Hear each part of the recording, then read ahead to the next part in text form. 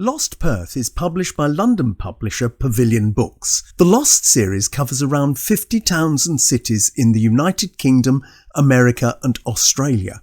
I was invited to write the Perth edition in 2017, and what follows is a small selection of subjects from the book. It's tempting to see this presentation, and the book it is based on, as evidence that Perth has thrown away its history, but I would encourage a rather more considered approach and a nod to the positive. As in every age, attitudes to what constitutes our history and heritage change, and these days we are very prone to looking at history through the wrong end of the telescope, judging decisions of the past by the criteria of today. With a few notable exceptions, the places, activities and events recorded here were at the time of their disappearance considered inconsequential by the vast majority of Perth's population. We now have different attitudes, and the evident interest in our past and our architectural history is, to me, a great encouragement that the decisions of the future will be better informed. From the demise of these iconic places we can learn, if history is for nothing else, it's for guiding our future. This is the home of one of Perth's first lawyers, Alfred Stone. Alfred and his wife arrived in the Swan River colony in November 1829, and in early 1830 he was granted land at the eastern end of St George's Terrace. Stone's house, the first private residence on the street. Others soon followed, and by 1833 St George's Terrace was a fashionable residential area. In that year, a regulation was passed requiring owners on the terrace to build houses with a value of at least £200, thus ensuring only the well-off families could live in the area. The plans for this house were drawn up by Alfred, and a spacious house typical of the period resulted. Alfred Stone was one of Perth's earliest photographers, and in this photo from about 1860, Fanny Stone, his daughter, is seen in the dining room at Alpha Cottage, with the family's pet cockatoo, Cocky, in his cage behind her. Separate buildings a short distance from the back of the house, linked by a covered way, contained the kitchen, store, workshop, stable and servants' quarters. The reason for the distancing was in case of an outbreak of fire from the kitchen. In the early days of the Swan River colony, families had to be almost self-sufficient in the production of food for the table. Alfred was a keen gardener, and in 1838 drew a plan of his beloved and productive garden. A large vineyard, fruit trees and a vegetable patch are shown in this plan. Potatoes, radishes and other root vegetables were the main crops. For shade and utility, the front garden contained a lilac, 2 mulberry trees and a number of olive trees. The Stone family continued at Alpha Cottage past Alfred's death in 1873, and it's not known exactly when Alpha Cottage was demolished, but by 1896 it had changed hands, and it was probably at that time it met its demise. Lionel Sampson was a merchant from a wealthy London family. He and his brother William arrived in Western Australia in August 1829. Within hours of disembarking, they had set up a shop on what we now call Bathers Beach. This was followed by the establishment of a wine and spirit merchant, auctioneers and import business. Lionel Sampson and Son is now the oldest continuing family business in Australia. In 1842, Sampson built one of the most substantial residences in Perth at that time. On the northwest corner of St George's Terrace and Barrack Street, according to the Perth Gazette, the new house was more in keeping with the fashionable houses of Sydney than the simple dwellings of Perth. At a cost of over £3,000, it must have been the talk of the town, and Lionel celebrated the completion of his mansion with an ostentatious supper and ball attended by 150 people. Lionel Sampson moved back to Fremantle in 1875, and the building was leased to the newly formed World Club as their clubhouse at an annual rent of £75. The club moved into its own premises in 1892, and the newly formed Exchange Club moved into Sampson's old home. 5 years later, this club moved next door, and the house was sold as part of a Supreme Court order to settle a property dispute. After that, it was demolished and the site was redeveloped. Because of our weather, covered malls have been a popular feature of central Perth since the opening of the McNess Arcade in 1897. 9 years later, a new arcade was being constructed on a lane between Murray and Wellington streets. Opposite the railway station, Central Arcade was conceived by Robert McMaster, an architect from Melbourne who settled in Perth in the early 1890s. Construction of Central Arcade began in the middle of 1903, and under the title Go Ahead Perth, a report in August of that year published in the West Australian Record spoke excitedly of the new development.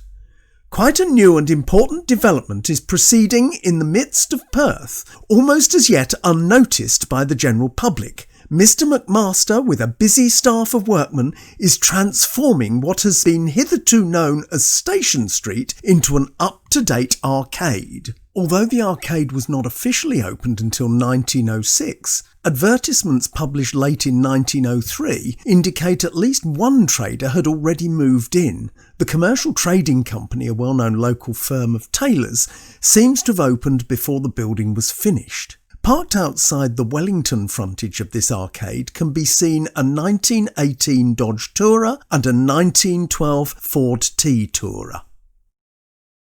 After the official opening in March 1906, the arcade was heralded as a paragon of cleanliness and hygiene, boasting running water and mains drainage. A report in the following day's Sunday Times enthused, "The new Central Arcade was opened for business last night and proved to be quite a feature in the amusement of the city. All the stalls completed to date have been occupied, and Mr. McMaster expects that all will be taken up by next Saturday. The air of absolute cleanliness about the place makes it look inviting." The building was a tall barn-like structure clad in corrugated iron with glass skylights along the apex of the roof. The Wellington Street frontage had an elegant Federation-style facade with an iron canopy and balcony. Initially, instead of individual self-contained retail units, the building was divided into stalls, stable-like, from which each trader operated, very similarly to Fremantle Market. This photo shows the butcher's stall on the day of opening. The sign hanging amongst the meat says, "Do not ask for credit, as the gun is loaded." With the stalls eventually being replaced by shop fronts, the arcade thrived until the outbreak of the First World War, even boasting a live band giving a discourse of music on Saturday evenings. After the First World War, there were reports from the City Council suggesting that the arcade was unhealthy. In order to improve the surroundings for the new GPO building, the Central Arcade was demolished in 1922 and a new street, officially named Forest Place, was created in 1923. The decision caused some complaint, as the Australian of the 18th of August 1922 shows. The pulling down of the picturesque old Central Arcade to make way for the new GPO street has meant a general far and wide scattering of tenants who have been clustered together for many a long year. Most of these people run small businesses that do not advertise to any extent, so that they will be certain to suffer a considerable loss of clients by the break-up and unavoidable departure from the long-established site. White City, also known as Cooey City or Uglyland, was an amusement park originally established around the time of the First World War in Supreme Court Gardens. Probably best described as Perth's first theme park, White City was a popular place of entertainment for a wide section of the community, and the venue enabled local charities to hold fundraising events. The enterprise was often referred to as Uglyland because the Ugly Men's Association managed many of the charity events there. The gardens were often used for other purposes, and White City had to be dismantled and reassembled at regular intervals. The cost of constructing and demolishing the structures frequently, and complaints about noise from the neighbours, resulted in the amusement park being moved in 1922 to the bottom of William Street. The opening event there was reported in the Daily News in November 1922. From next Friday, Carnival Square at the foot of William Street will be thrown open for the benefit of those in need of light amusement, fresh air and rest amidst pleasant surroundings and under comfortable conditions. White City will be a representation of a big recreation park where concerts, Punch and Judy, open-air dancing, hoopla and the latest American games, in addition to other forms of amusement, will be presented nightly. Light refreshments, cool drinks, ice creams, lollies and an endless variety of pleasant elements will be available. With a carnival atmosphere, there are amusements including wheels and swings, games of chance, boxing, log chopping, bands and dancing. A serious incident at the ground was reported in the Kalgoorlie Miner in March 1929. As a result of the recent deaths in connection with snake charming exhibitions, the Secretary of the State Gardens Board has notified the tenants of White City that exhibitions of snakes and snake charming will not be permitted on the premises in future. The venue was popular with Aboriginal people as well as the European population. This was something the Chief Protector of Aborigines, A. O. Neville, did not like. Sadly, the 1927 Prohibited Area Declaration compelled Aboriginal people not on lawful business to leave the city.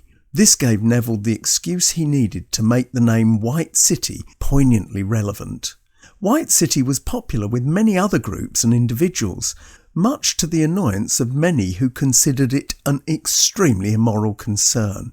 In an article, White City, Why It Must Go, the West Australian leader-writer Raffles complained that the venue contains a large open-air dance floor on which youths, with their hats on their heads, perform intricate and sometimes immodest steps with young women whom probably they have never seen before. The newly established Town Planning Commission called for its demolition, so that, and I quote, beauty and healthfulness would replace squalor under the indulgence of vicious instincts. White City closed in 1929. Within months of its closure, White City had been redeveloped as gravel tennis courts with a tea room alongside. Today, the area is the site of Esplanade Underground Station. At the western end of the Esplanade in Dalkeith, close to the now closed Tawari Centre, was the Dalkeith Hot Pool. This started its life as a hole filled with hot water from a burst artesian bore. The bore had been discovered by a builder boring for water to supply Sunset Hospital on the escarpment above. The hot water was piped up to the hospital, where, perversely, it was put through a refrigeration unit and fed into the cold water system. In the early 1920s, a faulty cut-off valve caused a back pressure which cracked the pipe. The escaping water formed a large pool which was promptly named the Hot Pool and rapidly became popular with campers, yachters and youngsters from the locality. The pool was soon christened as Spa, but analysis showed, apart from some traces of salt, there was nothing of any therapeutic value in the water. The pool gained a notorious reputation thanks to the journalistic talents of the Perth Mirror. The Mirror was a weekly newspaper published from 1921 until 1956 and was the paper everyone loved to hate, using scandal and titillation to increase its sales. With headlines like "High Jinks at the Hot Pool," the Mail would cover the not infrequent court cases for misdemeanours that probably wouldn't even be noticed today. For example, on the 7th of December 1935, the Mirror wrote under the title "Nudity at Dalkeith." In the early hours of this morning, the police descended on the hot pool at Dalkeith and there discovered two young men bathing in the nude. Also present were two girl companions who wore only one minute garment each. Quartet was charged in the Perth Police Court this morning, when one of the men was fined £5 and the other £4. On one of the males also a further penalty of £2 was imposed for tendering a false name. The girls were fined £1 each.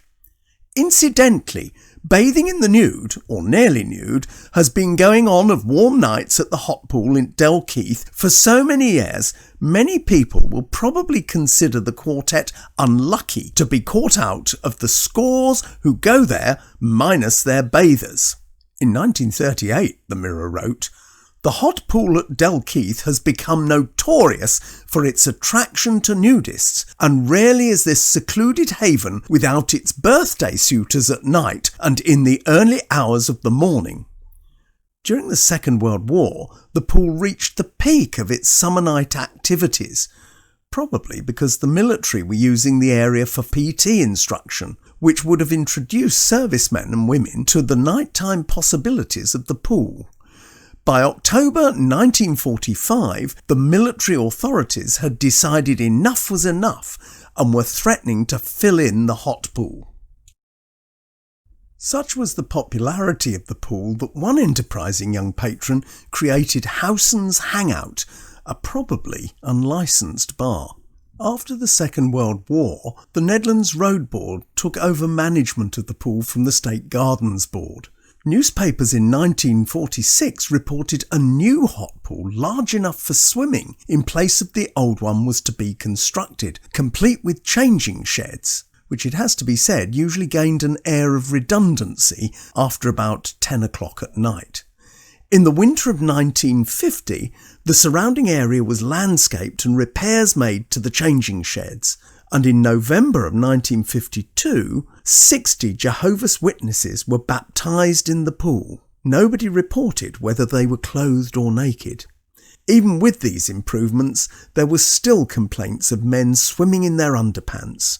The pool finally closed in 1957 when an application to use the water from the bore for swimming purposes had been refused by the state government. In the 1950s, Silver Chain produced an extravaganza of flowers, which became one of the most popular events of its time. The concept was created 20 years earlier when South Australia's Silver Chain volunteers started National Flower Day in Adelaide. This raised funds by covering every possible city space with floral displays and selling flower buttonholes to passers-by. The concept proved very successful, and the idea of a similar festival being staged in Perth was first mooted in 1949. Plans began to be made for a festival to be held on the 15th of September 1950. Around 200 representatives of participating organisations met in the Shell building on St George's Terrace to begin the process of creating the largest flower show the city had ever witnessed. It was decided to construct floral displays at the foot of selected trees on St George's Terrace and in many other locations around the city. Additional decorated stalls were to be positioned on as many city intersections as possible. Flowers, both wild and cultivated, were sent to Perth from all over Western Australia, their transport being provided free by the government railways and the Midland Railway Company. Despite blustery winds the day before, almost every building in the city centre made an effort to produce a colourful display. The West Australian reported, "All forms of transport were heavily taxed yesterday morning and the streets were soon crowded with sightseers. As the day advanced, school children flocked into the city to see the displays." The day raised £2,500, primarily through the sale of floral badges and buttons, and was deemed a great success. Over the following years, the festival grew in size and not only spread to the Perth suburbs, but also to other Western Australian towns. By the mid-1950s, the event was raising in excess of £5,000 a year. By the late 1950s, the format changed to a flower show, which coincided with Silver Chain's public appeal. Eventually, in the 1960s, the whole event wilted. Viking House, or the Viking Buildings as it was originally named, was a development project for the Strelitz brothers. Paul and Richard were German, and they initially immigrated to Victoria, but the lure of the gold rush brought first Richard and then Paul to Western Australia. They established Strelitz Brothers, merchants and shipping agents of Perth, Fremantle and Kalgoorlie. In addition to their core business, Paul was appointed the Western Australian consul for the Netherlands and his brother the equivalent for Denmark and Sweden. Why the name for the building was chosen is unclear, although it's likely to derive from the brothers' diplomatic links with Scandinavia. To represent the theme, the stern head of a Viking warrior was carved above the main entrance and glowered down at all passers-by. The very fine building was designed by a local architect, Joseph Allen. Allen seemed to be the Strelitz brothers' architect of choice, having worked on other projects for them around the city. The building stood 115 feet tall and was described as a skyscraper by the newspapers at the time of its opening. All terms are relative, and although modest by today's standards, the building outstripped everything else in the city in the early 1900s. It cost £25,000 to build and had over 50 offices, either in suites or single occupancy, each with its own strong room. Each floor had its own bathroom facilities. The main entrance and foyer had a nautical look with decorative tiles featuring ships. The top floor was leased to the Amateur Sports Club and had an ornate oak ceiling with complementary furnishings. It also had one of the first automatic lifts in Perth. Following the First World War, the building was renamed National House for patriotic reasons, and during the 1920s it was the venue for many grand gatherings. This photograph was taken at a Women's Service Guild's luncheon held in the Amateur Sports Club on the top floor in August of 1929.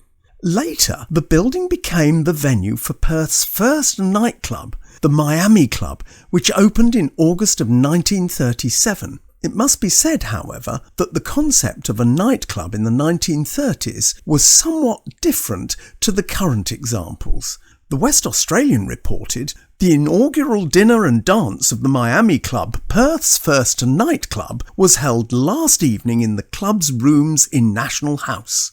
A week later, the Mirror had the headline, "The Miami nightclub is a Perth man's dream realised. Somewhere to go for supper and to have a cheery dance with attractive appointments and luxury surroundings." Sadly, the Mirror didn't elucidate whether the attractive appointments and the luxury surroundings were the building or the ladies the men were dancing with. National House continued to be a mixed-use building with offices and club rooms such as the Navy, Military and Air Force Club until it was demolished without any fuss in 1970. The site, with its neighbour, remained vacant for 16 years.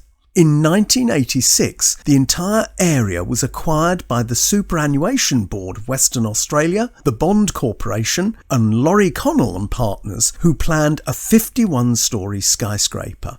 Where Viking House once stood, the AMP Plaza and Western Australian Visitors Centre now stands.